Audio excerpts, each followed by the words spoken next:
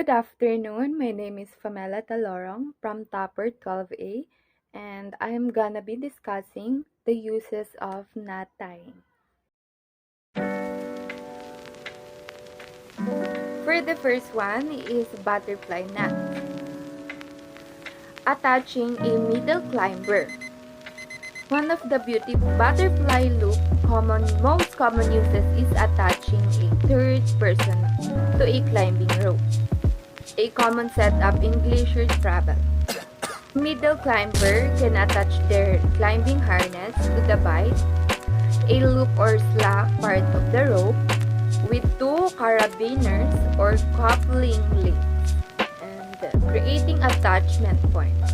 Climber can also use a butterfly to create one or more midline fixed loops to attach carabiners or other lines.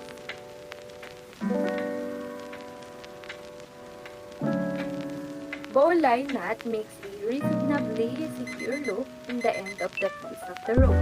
It has many uses to fasten a mooring line to a ring or pole. Under load, it does not slip or bind.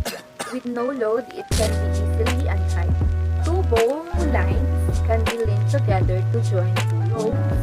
Its principal shortcoming is that it cannot be tied or untied when there is load or the standing in the end. So it should therefore be cannot avoided when, for example, a mooring line may have been released under load. Double figure 8. Two loops can be used as an improvised seat. The double figure 8 loop has also been used equalized to load in top wrapping technique using the two anchors. With loops can be very unequal. The much larger is one pass around both anchor points. The center of this loop is then secured with carabiner to the small loop.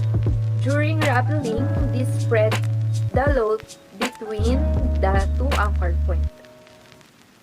Recently, however, this use of double figure loop 8 has been discouraged because if one anchor point falls, there is not enough slack to create a large shock load on the remaining anchor point, possibly causing it to fail as well. The tracker hitch has the distinctive feature of providing a mechanical advantage when being tightened. The variety of name of hitch has contributed its widespread use. It is valuable knot, particularly securing loads or tarpaulins.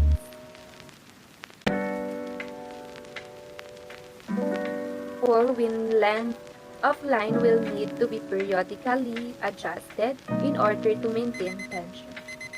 It is typically used for securing tents in outdoor activities involving camping, by arborists when climbing trees, for creating adjustable moorings in tidal areas, and secure loads on vehicles.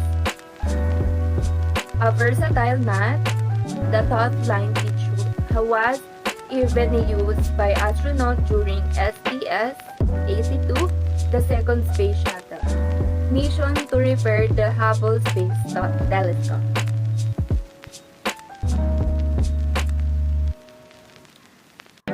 Timber hitch. The timber hitch is useful when towing a spar or log, either afloat or on land. When used for this purpose, the timber hitch is often placed near the center of spar, and a separate half hitch is dropped over the length of the spar as a guide. The combination is called Kellic hitch or Kellic hitch.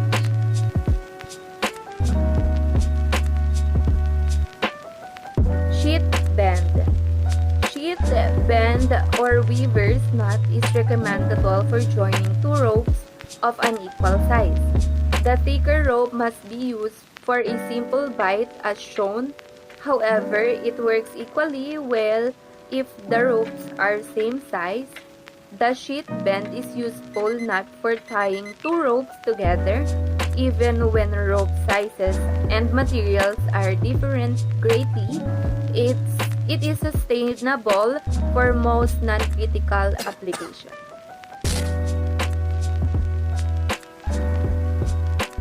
The carrick bend.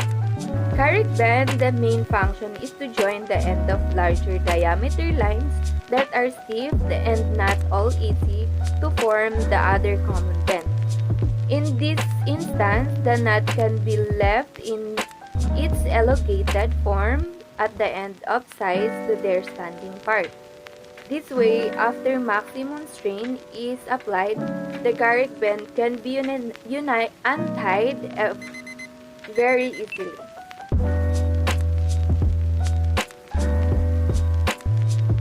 Reef knot. The reef knot is used to tie the two ends of single line together to bind something, for example, a bundle of objects, in addition to being used by sailors or reefing and furling sails. It is also one of the key to macrame knots. In pioneering, it is used to binding knot to finish off Japanese square lashing and the sailmaker whipping. However, it is an insecure knot, unstable when jiggled, and it is not unsustainable for supporting weight. With both ends tucked, it becomes a good way to tie shoelaces. With non-slip version is useful for excessively short shoelaces. It is appropriate for tying plastic rubbish bag, as the knot form a handle when tied into two twisted edges of the bag.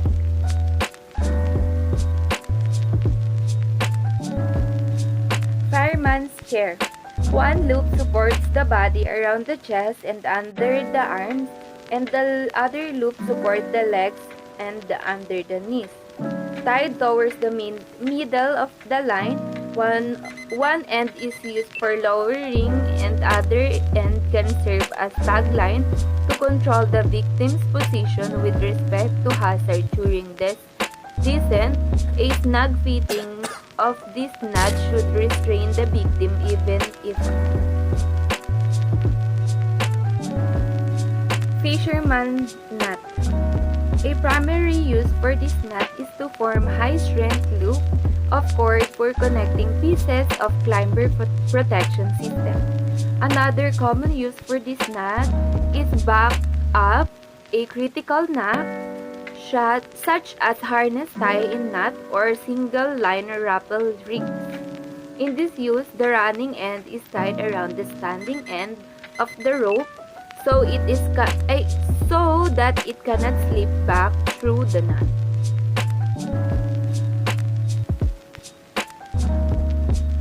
Clove hitch. When adjusting strange curtain hanging on the bar, a clove hitch round the bar allows the height of the bar to be adjusted up or down by rolling the knot slightly, and the right height, a couple half hitches round standing and provide security. Some months after writing this, I heard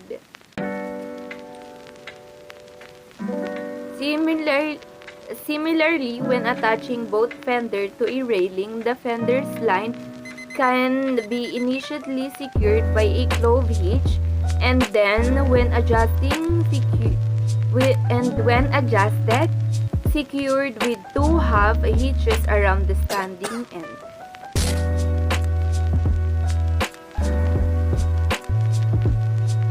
Round turn and two half hitches.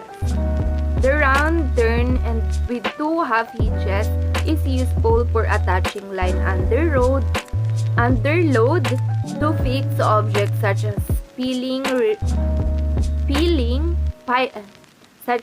piling, rail, or ring. Self-tightening under load, the road turn with two hub hitches is secured and superior to the alternatives because the round turn reduces with the initial strain of the load, making it easier to tie the hub hitches. The nut also can be used to attach a line under the load to an anchor, hook, or other fixed objects aboard a boat.